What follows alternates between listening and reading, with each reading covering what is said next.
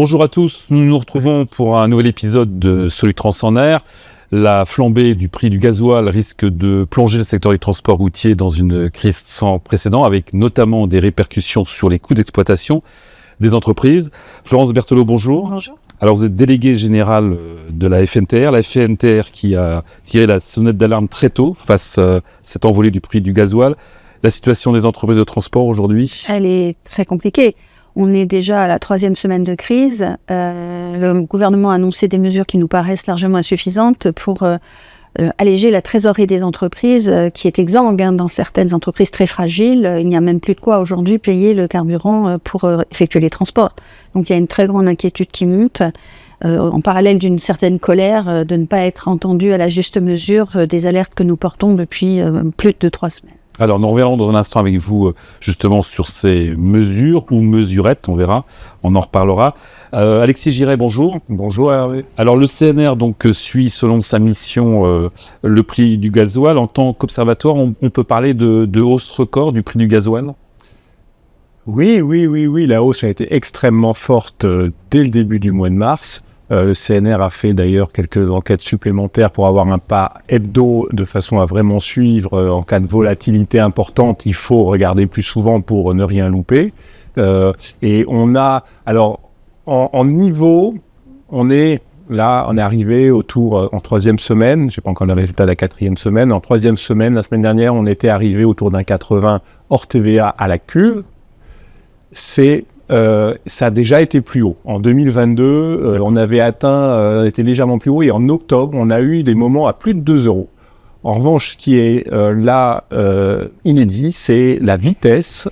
On a, sur les 2 premières semaines, une hausse de 28,1%, et c'est dit sur 2 semaines. Au total, on a 31% en 3 semaines. J'ai regardé sur 2 semaines parce que c'est notre pas habituel, et sur 2 semaines, même pendant la crise en Ukraine, qui était la plus forte hausse qu'on avait historiquement, on n'avait que 26,8.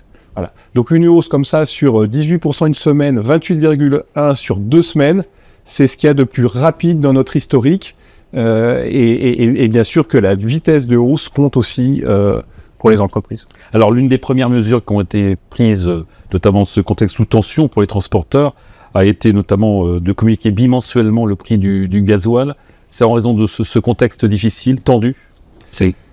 Oui, alors c'était une demande des professionnels, des transporteurs relayés par leur fédération, et le ministre Philippe Tabarot a validé cette mesure et a demandé au CNR de faire des indices bimensuels sur le gazole temporairement, le temps de la crise.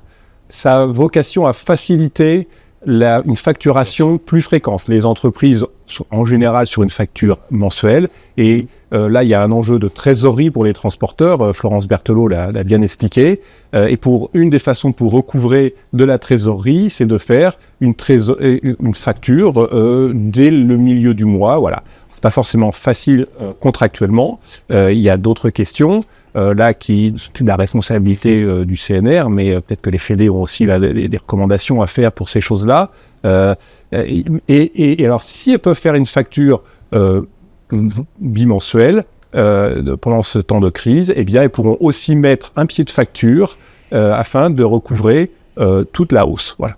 Alors, peut-on réellement, chiffre à l'appui, mesurer les répercussions sur les coûts d'exploitation face à cette hausse du gasoil, du prix du gasoil? Ah oui, alors ça on le publie, alors on a des chiffres en permanence, et on met en avant, en même temps qu'on a donné la hausse, par exemple, 3e semaine sur le prix hors TVA à la cuve, plus 31%. À la cuve. Voilà, par rapport à février, on a eu sur 3 semaines plus 31 du coût du gazole à la cuve, 31%. Ça, on l'a traduit directement pour les transporteurs en surcoût par rapport à leur prix de revient complet du camion.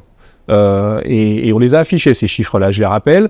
Pour un longue distance 44 tonnes, c'est 7,6% du prix de revient. Donc très concrètement, là, tout le monde peut faire le calcul dans son exploitation, et si je le fais avec les standards, les moyennes nationales que le CNR calcule, alors c'est pas la situation de tout le monde, mais bon, pour ce type de véhicule que l'on suit bien, pour lequel on a des moyennes nationales, eh bien ça va représenter 1100 € pour un mois. Voilà, c'est le sur Par camion. C'est par camion. C'est le surcoût uniquement. C'est pas le poste gazole. Hein. On a fait tous les calculs intermédiaires. C'est uniquement le surcoût de ces 31% qu'il faut décaisser pour le gazole à la cuve. Ça représente à peu près 1 100 € pour ce type de camion. On va être un peu moins de 900 pour un tracteur semi en régional qui roule moins en kilométrage. Et on va être pour un régional porteur autour de 500 €. Voilà les ordres de grandeur. Mais j'invite vraiment à faire les transporteurs qui connaissent certainement leur coût de revient annuel, il y a juste à prendre ce pourcentage qu'on rappelle, 7-6 en longue distance, 7 en régional ensemble articulé, 6 en régional porteur. Vous multipliez ça sur votre prix de revient annuel, vous divisez par 12 pour avoir l'image sur un mois. C'est le besoin de trésorerie immédiat sur un mois avec le prix de la 3e semaine de mars. Alors, Florence Berthelot, la FNTR a très tôt demandé également des mesures d'urgence face à la situation, donc au gouvernement. Le gouvernement qui a finalement accordé quelques mesures, notamment le report des cotisations sociales et un étalement des échéances fiscales. C'est qu'un report, en fait, ce n'est pas suffisant. Assez largement insuffisant. D'abord, comme vous le dites, c'est un report. On nous parle aussi de prêts de la BPI, donc nous on s'interroge vraiment de savoir comment la BPI va pouvoir prêter à des entreprises qui sont déjà en situation financière très dégradée. Avec des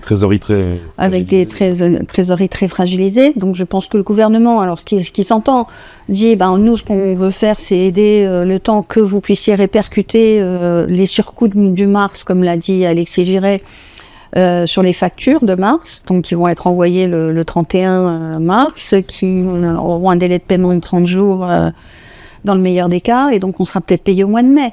Et on nous dit, on va décaler vos échéances, etc. C'est pas du tout ce qui est attendu par les entreprises, d'autant que, alors on entend que les finances publiques françaises ne le permettent pas, etc. Nous, on est aussi en responsabilité, comme on dit aujourd'hui. Il n'en demeure pas moins qu'on ne comprend pas pourquoi d'autres pays européens, qui sont d'ailleurs nos concurrents directs, je pense notamment l'Espagne ou l'Italie, obtiennent des mesures, elles, fortes, avec des pays qui n'ont pas l'air d'avoir des finances publiques vraiment beaucoup plus brillantes que les nôtres, et qui va les mettre, donc, ces transporteurs, en situation, par rapport aux nôtres, encore de concurrence déloyale aggravée. Quand en fait on dit en Espagne il va y avoir des aides par véhicule, en fait ils reprennent à peu près le panel de mesures qui avait été développé lors de la crise en Ukraine, que nous avions aussi obtenu. Là on nous parle de réponses graduées, c'est surtout je pense parce que le gouvernement n'a strictement aucune idée de combien va durer le conflit et puis sort ses cartouches au fur et à mesure. Sauf qu'en attendant, il y a des entreprises très fragiles qui ne vont pas pouvoir attendre très très longtemps avant de se casser la figure. Très rapidement, quelles mesures toute mesure qui vient aider la trésorerie. Là, on n'a même pas abordé la question des encours des cartes pétrolières, par exemple. Qui sont bloqués qui sont bloqués parce que justement les plafonds sont atteints, qu'il faut nous donner des garanties supérieures que les transporteurs ne peuvent pas donner. Nous avions demandé une garantie publique sur ces encours. Là, ça devient tout d'un coup très compliqué. Les aides, le chômage partiel, personne n'en parle. Aujourd'hui, toute entreprise de transport qui demande le chômage partiel pour ses salariés, histoire de réduire la voilure, tout est refusé. Nous avions demandé, comme pour le Covid aussi, la suspension des échéances de prêts bancaires ou de crédit bail pendant quelques temps. Là aussi, c'est de même nature. Là, on nous dit que c'est pas possible. Il faut voir avec la Fédération bancaire française. Évidemment, il y a la question des aides directes que nous demandons aussi. Enfin, on prendra tout ce qui aidera efficacement la trésorerie. Mais pour l'instant, on n'a rien du tout. On a demandé aussi un meilleur contrôle des prix à la cuve, parce qu'on ne comprend toujours pas pourquoi les prix à la cuve sont supérieurs aux stations professionnelles, et les stations professionnelles encore plus chères que les stations pour les particuliers.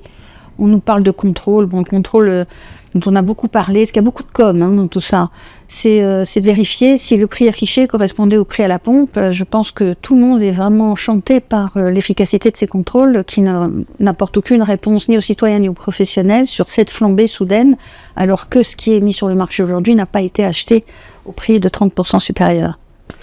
Florence Berthelot et Alexis Giret, merci. Nous aurons probablement et malheureusement l'occasion de revenir sur ce thème, sur ce sujet rapidement, et à très vite donc pour un nouvel épisode de Solutranс en Air.